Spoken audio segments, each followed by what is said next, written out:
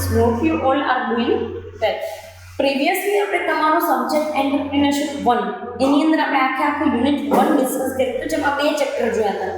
પહેલું કયું હતું કે ધ એન્ટરપ્રિન્યોર, અને બીજું કયું જોયેલું હતું કે સિમ્પલી એન્ટરપ્રિન્યોરશિપને લગતું ઇમર્જન્સ ઓફ એન્ટરપ્રિન્યોરશિપ જોયેલું હતું. ફાઇન.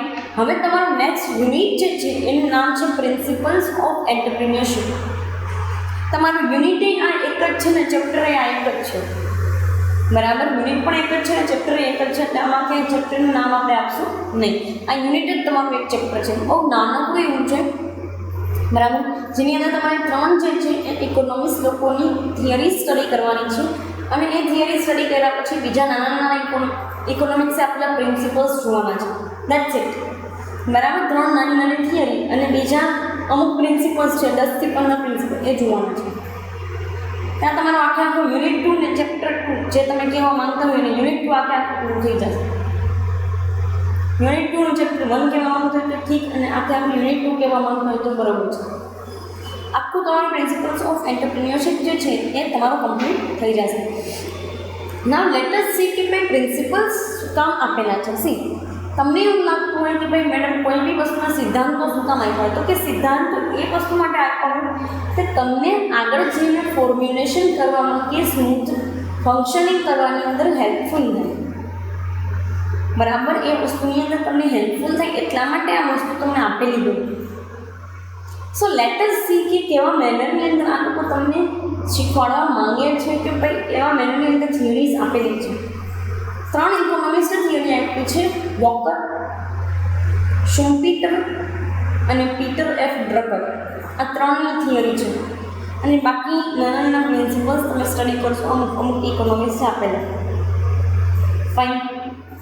બીજી એક વસ્તુ તમને એવો એક ક્વેશ્ચન થાય કે મેડમ આપણે શું કામ આની થિયરી ભણીએ છીએ, તો કે તમે આગળ જઈને બિઝનેસમેન બનો છો કે આગળ જઈને એન્ટરપ્રિન્યોર બનો છો, તો તમને એ વસ્તુ યુઝફુલ થાય એટલા માટે તમે આ થિયરીઝને સ્ટડી કરો છો, બરાબર છે. તમે આગળ જઈને એન્ટરપ્રિન્યોર બનો છો અને એ વેની અંદર તમારે કામકાજ કરવું છે, તો તમને આ થિયરીઝ હેલ્પફુલ થાય, યુઝફુલ થાય. એ પર્પઝથી આખું તમારું સેકન્ડ યુનિટ બનાવ્યું છે.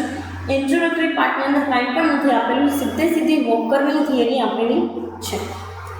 સી, વોકર જે છે એને નાની એવી એક 3-4 જે છે એ પોઈન્ટની આપણને બને ને એવી એક થિયરી આવી છે. કીધું એણે કાંઈ નથી, એણે ખાલી એન્ટરપ્રિન્યોરનો મિનિંગ આપ્યો છે કે એન્ટરપ્રિન્યોર કેવું હોવો જોઈએ અને એન્ટરપ્રિન્યોરની અંદર કઈ ક્વોલિટીઝ હોવી જોઈએ, આટલી જ વસ્તુ એણે આપી છે. કેવા સિદ્ધાંતો સાથે કામ કરતો હોય એટલું. That's it. જોઈ લઈએ. Professor Francis A walker derived that entrepreneur is a person who gathers all the different factors and arranges for the business. Francis A વોકરે એવું કીધું કે એન્ટરપ્રિન્યોર માણસ એવો હોવો જોઈએ કે જે બધા અલગ અલગ ફેક્ટર્સને અલગ અલગ જગ્યાએથી લઈ આવે ને પછી એક જગ્યાએ લાવીને બિઝનેસ એક્ટિવિટીની અંદર મૂકે અને એ એક્ટિવિટીઝમાંથી બિઝનેસ કરે. તો કહે છે શું જોઈ લઈએ આપણે સિમ્પલેસ્ટ મેનેજમેન્ટ, તો કે ભાઈ શું, તો કે એન્ટરપ્રિન્યોર લોકો એને અલગ અલગ ફેક્ટર્સને લે. હવે તમને એમ થાય કે મેડમ અલગ અલગ ફેક્ટર્સ એટલે કેમાં, તો કે રો મટીરિયલ અલગ જગ્યાએથી આવશે, બરાબર છે. તમે તો બનાવવાનું નથી કરવું, તમે તેમાંથી ફિનિશ પ્રોડક્ટ બનાવશો, કંઈક સારી રીતે યુટિલાઇઝ થઈ શકે એવી વસ્તુ, તો રો મટીરિયલ તમે લઈ આવશો, હા. વર્કર્સ તમે લઈ આવશો, તો કે હા. મશીન કોઈ જગ્યાએ પડ્યા છે, તમને ખબર છે કે મશીન મને યુઝફુલ થઈ શકે છે, તો એ લઈ આવશો, તો કે હા.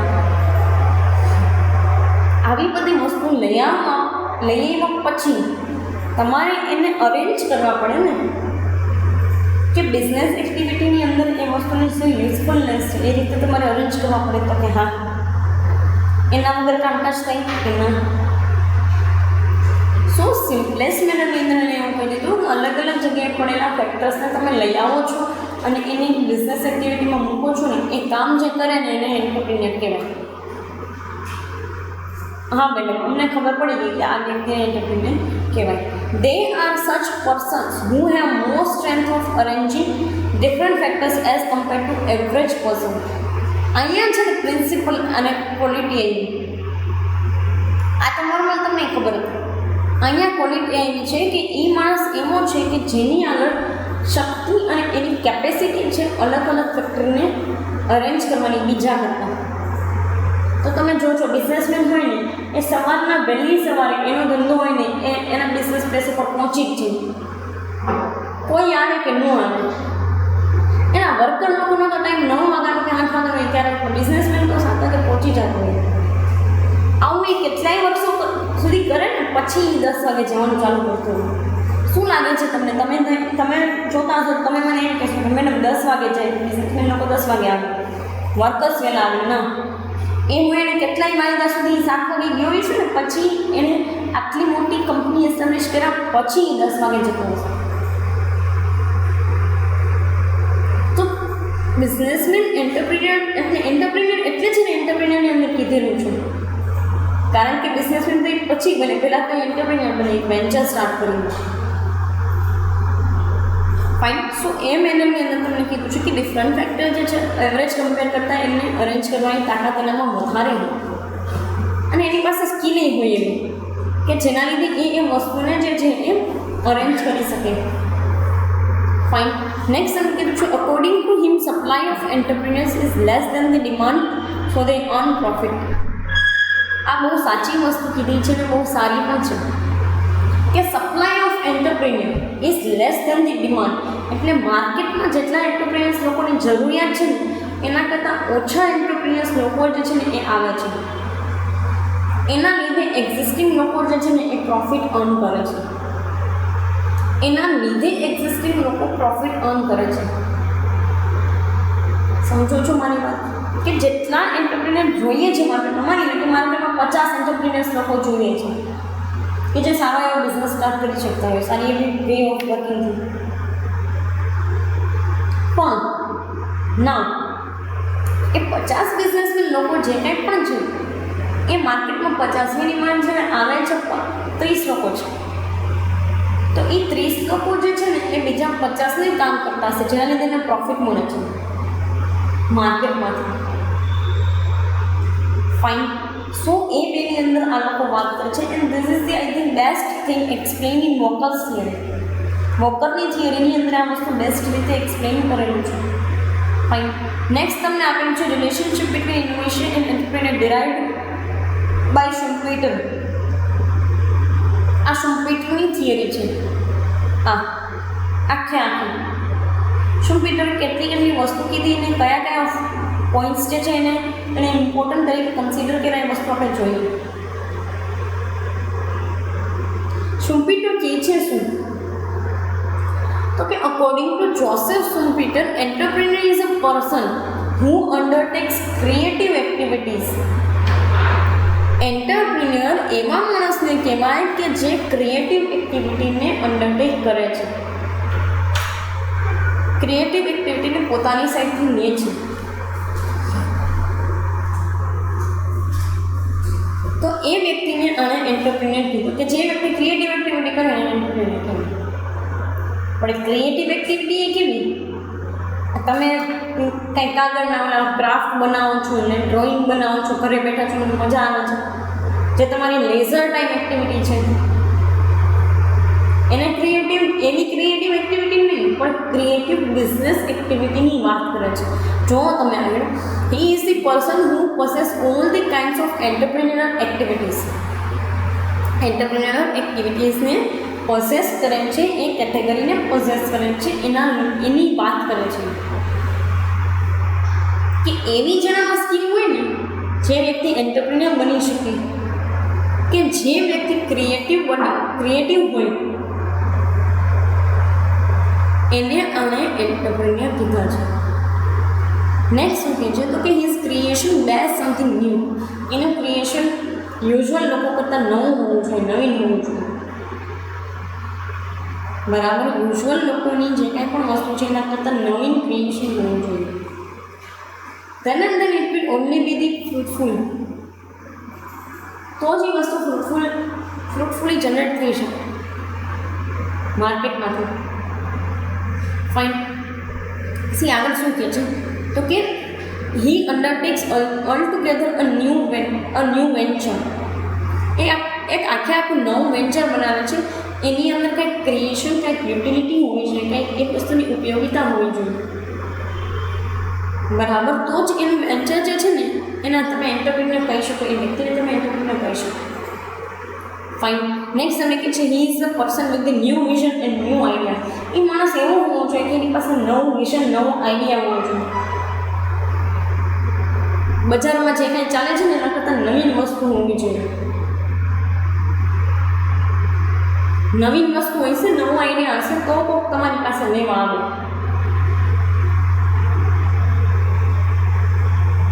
ફાઇન. સો એ મેનરની અંદર તમને કીધેલું છે કે ભાઈ કોઈ પણ પર્સન એવું કે જેની પાસે કંઈક નવીન ક્રિએટિવ સ્કિલ છે, જેની પાસે એન્ટરપ્રિન્યોરલ સ્કિલ છે, જેની પાસે કંઈક નવું ક્રિએટ કરવાની તાકાત છે, જેની પાસે નવું વેન્ચર અંડરટેક કરવાની તાકાત છે, ને જેની પાસે નવા વિઝનના આઈડિયા છે ને એને એન્ટરપ્રિન્યોર કીધો. કોણ? જે શુમ્પીટર, એટલે કે જોસેફ શુમ્પીટર. હવે શુમ્પીટરનું કેવું એમ છે કે એને એની થિયરીની અંદર અમુક એલિમેન્ટ્સ આપ્યા છે કે આવા એલિમેન્ટ્સ હોય ને તો જ માણસ એન્ટરપ્રિન્યોર ગણાય છે. કે આ બધા જેને તમે પ્રિન્સિપલ કહી શકો છો, કે આવા બધા સિદ્ધાંતવાળો વ્યક્તિ હોય ને એને જ એન્ટરપ્રિન્યોર તમે કહી શકો છો, બરાબર. તો એ એની અંદર કહે છે પહેલું જેને આપ્યું પોતાનું એલિમેન્ટ ઇનોવેશન. ઇનોવેશન વગર કંઈ કામકાજ થાય નહીં. Without the innovation we can't do anything. Innovation વગર તમે કાંઈ ન કરી શકો. બહુ સીધું સાધું છે. અને સીધા સાદાની અંદર એના કરતાં સીધું સાધું તમને એક વસ્તુ એ કહી દઉં કે માર્કેટની અંદર ચીલાચાનું વસ્તુને કોઈ ભાવ નથી હોતો. લોકોને છે ને અત્યારે દેખાવનું બહુ મહત્ત્વ થઈ ગયું છે. તમારી પ્રોડક્ટ દેખાવમાં સારી હશે, બહુ એવી સારી પ્રોડક્ટ છે, દેખાવે સરસ હોય, પેકેજિંગ સરસ છે તો લોકો લેશે. પણ દેખાવે સારી નહીં હોય ને, પેકેજિંગ સારું નહીં હોય, તમે એમને પ્લાસ્ટિક બેગની અંદર વસ્તુ આપો તો કોઈ નહીં લે. ગમે એવી સારી પ્રોડક્ટ તમે શું કામ ના નો વન વિલ બાય, કોઈ નહીં કરે વસ્તુને પરચેસ. તો એ મેનરની અંદર તમને કહે છે કે ભાઈ શું તો કે ઇનોવેશન હોવું જોઈએ. દરેક વખતે એની જૂની વસ્તુમાં કાં તો તમારી પાસે નવીનતા કરવાની કેપેસિટી હોવી જોઈએ, અને કાં પછી ઇન્વેન્શનની જ કેપેસિટી હોવી જોઈએ. કાં તમે નવીનતા લાવી શકવા જોઈએ, કાં પછી જે છે એ ઇન્વેન્શન કરી શકવા જોઈએ, કોઈ નવી શોધ કરી શકવા જોઈએ, શોધખોળ. એન્ડ ધીસ ઇઝ એ વસ્તુના લીધે તમે આને કરી શકો છો, બનાવી શકો, માર્કેટની અંદર મૂકી શકો, બરાબર. નેક્સ્ટ તમને કહે છે ઇમ્પ્રુવડ ગુડ્સ એન્ડ સર્વિસીસ. હા, ઇમ્પ્રોવાઇઝેશનમાં તો કોઈ ઇમ્પ્રોવાઇઝેશન વગર તો કોઈ વસ્તુનો મતલબ નથી. કાં તમને એવો ક્વેશ્ચન થાય કેમ મેડમ ઇમ્પ્રોવાઇઝેશન વગર કોઈ વસ્તુનો મતલબ નથી? તો એક વસ્તુ તમને કહી દો કે ગુડ્સ ઇમ્પ્રૂવ ન થાય. આજે મોબાઈલ ફોન આપણે ઇમ્પ્રૂવ ન થયો તો તમે લે. નો ડાઉટ એ ઇમ્પ્રોવાઇઝેશન એ ઇનોવેશનનો જ એક ભાગ છે. ઇનોવેશનથી જ તમે ઇમ્પ્રૂવ થઈ શકો છો. પણ ધ થિંગ ઇઝ દેટ કે એવો વ્યક્તિ કે જે આ ઇમ્પ્રોવાઇઝેશન કરી શકે ને લઈ આવી શકે ને એ વ્યક્તિને એન્ટરપ્રિન્યોર કહી શકાય. એ વસ્તુ માટે નો ડાઉટ એને એફર્ટ્સ બહુ બધા કરવા પડે. આ વસ્તુ લઈ આવવા માટે એ લોકોએ કેટલી બધી શોધખોળો કરવી પડે કે માર્કેટમાં બીજે ક્યાં અવેલેબલ છે, આની R&D અવેલેબલ છે, આ છે તે છે. દરેક વસ્તુ માટે તમારે ફરવું પડે. જેનો નેક્સ્ટ ભાગ તમને આપ્યો છે માર્કેટ રિસર્ચ, એ જોશું. પણ દરેક જગ્યાએ તમારે ગુડ્સ અને સર્વિસીસ જે છે એના માટે ફરવું પડે. એ વસ્તુની અંદર ઇમ્પ્રોવાઇઝેશન લાવવા માટે જોવું પડે કે છે કે નહીં માર્કેટમાં આ વસ્તુ અવેલેબલ. ઇફ ઇટ ઇઝ તો પૂરું થઈ ગયું. If it is not then you do have chance of innovation. તમે જે આઈડિયા ઉપર વિચારો છો એવું માર્કેટમાં છે તો પૂરું થઈ ગયું, તો બીજો આઈડિયા લઈ લો. પણ માર્કેટમાં નથી તો ઇનોવેશન કરો. આ ઇનોવેશન કરશો તો ઓટોમેટિકલી તમારી પાસે જે છે એ ઇમ્પ્રોવાઇઝેશનનો ચાન્સ છે. તો માર્કેટની અંદર એકલા એમાં ત્યારે એ ટાઈમ પીરિયડમાં સર્ટેન ટાઈમ પીરિયડમાં એકલા એમાં વ્યક્તિ હશે જેની પાસે પ્રોડક્ટ હશે. Fine. So that is the thing. Next તમને કહે છે કે ન્યૂ ટેકનિક્સ ઓફ પ્રોડક્શન. નવી પ્રોડક્શનની તમે ટેકનિક લઈ આવો. નવી ટેકનિક આવશે તો પ્રોડક્શનની અંદર ઇમ્પ્રોવાઇઝેશન આવશે. પ્રોડક્શનમાં ઇમ્પ્રોવાઇઝેશન આવશે તો તમે માર્કેટની અંદર તમારી માર્કેટ પ્રેઝન્સ દેખાશે કે ના આ કંપની છે અને આ કંપની આવું બનાવે છે. બરાબર. So this is the thing. અને એના લીધે જ તમને કીધું છે કે ન્યૂ ટેકનિક્સ ઓફ પ્રોડક્શન તમે લઈ આવો માર્કેટમાં. અને એવો વ્યક્તિ કે જે આ નવી ટેકનિક લઈ આવી શકે ને એ માર્કેટમાં જે છે એ એક પ્રેઝન્સ ક્રિએટ કરી શકે. એ જ માર્કેટની અંદર પોતાની પ્રેઝન્સ બતાવી શકે. બાકી કેટલાય માર્કેટમાં એવા છે જે કેટલી એવી વસ્તુ વેચે છે જેને કોઈ ઇમ્પોર્ટન્સ નથી હોતું. અને તમને એવું લાગતું કે મેડમ તો એ વસ્તુ વેચાય છે. ના, તો એ વસ્તુ નથી વેચાશે. તમે જે કસ્ટમર્સને એ વસ્તુ લેતા જુઓ છો ને એ કસ્ટમર 100 એ 5 હોય. અને ફ્રેન્કલી સ્પીકિંગ નથી વેચાતો તો નથી જ વેચાતો. હવે લોકો એવા પહેલાં જેવા નથી રહ્યા અને એ વસ્તુ ઉપર ક્યારેય નથી જતા જેવી રીતે પહેલાંના લોકો જતા હતા કે ભાઈ કાંઈ વાંધો નહીં, આમ છે તેમ છે. હવે બધી વસ્તુમાં ક્વોલિટી જોઈએ છે, ક્વોન્ટિટી જોઈએ છે ને એની સામે પ્રાઇસ પણ જુએ છે. દરેક વસ્તુને જુએ છે અને પછી માર્કેટમાંથી વસ્તુ લે છે. તો તમારી પાસે નવી ટેકનોલોજી ન હોય અને જૂનું તમે જૂની મેથડ પ્રોડક્શન કર્યા રાખો તો એનો કોઈ મતલબ નથી. ફાઇન. નેક્સ્ટ તમને કીધું છે સર્ચ ફોર ન્યૂ માર્કેટ. તમે જો એન્ટરપ્રિનર બનવા માંગતા હોય તો એક વસ્તુ એ છે કે તમારે નવું માર્કેટ સર્ચ કરવું પડે. એટલે કે તમે જે પ્રોડક્ટ બનાવવા જઈ રહ્યા છો એની આ શહેરમાં કેટલી ડિમાન્ડ છે, આ રાજ્યમાં કેટલી ડિમાન્ડ છે, આ દેશમાં કેટલી ડિમાન્ડ છે અને બહારના રાજ્યોમાં કેટલી ડિમાન્ડ છે. બરાબર. આવી વસ્તુઓ જે છે એની વાત કરે છે. સિમ્પલેસ્ટ એ જ મેનરની અંદર કહે છે. તો શું તો કે નવું માર્કેટ સર્ચ કરો. અહીંયા કેટલી ડિમાન્ડ, બહાર કેટલી ડિમાન્ડ, ઇન્ટરનેશનલ લેવલે કેટલી ડિમાન્ડ છે, બીજા કન્ટ્રીઝમાં કેવી આપણે બનાવીએ છીએ એ વસ્તુ ચાલે છે કે નહીં. એ નવું માર્કેટ તમારે સર્ચ કરવું પડે ને. બાકી બધાય બનાવે છે એવું હોય તમે જ બનાવો તો પૂરું થઈ ગયું.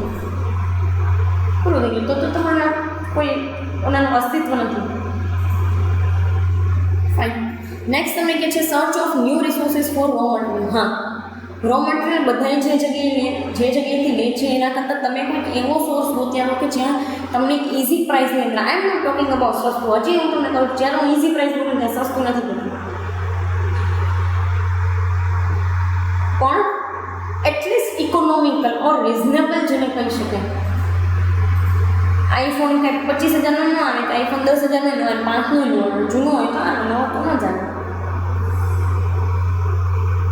કારણ કે એ ચીપ કહેવાય. ચીપ વસ્તુ માર્કેટમાં ચીપ વસ્તુની કોઈ વેલ્યુ નથી હોતી. બટ રિઝનેબલ નહીં હોય. રિઝનેબલ વસ્તુની વેલ્યુ હોય અને તમારે એઝ એન એન્ટરપ્રિન્યોર તમારે આ રિઝનેબિલિટી ફાઇન્ડ આઉટ કરવાની છે. This is what Schumpeter wants to see. હવે પર્ટિક્યુલર આ સેશનની અંદર આપણે જે છે એ વોકરની થિયરી જોઈ લીધી. રિલેશનશિપ ઇનોવેશન એન્ટરપ્રિન્યોરની શું છે જે શુમ્પિટરે આપી એ વસ્તુ જોયું. એમાં મેઇન એલિમેન્ટમાં ઇનોવેશન, ઇમ્પ્રોવાઇઝડ ગુડ્સ એન્ડ સર્વિસીસ જોયા, ન્યૂ ટેકનિક્સ ઓફ પ્રોડક્શન એ વસ્તુ જોઈ, સર્ચ ઓફ ન્યૂ માર્કેટ આટલું જોયું, search of new resources of raw material, આ તમામ વસ્તુ જોઈ લીધી. હવે 2 પોઈન્ટ્સ રિમેનિંગ છે.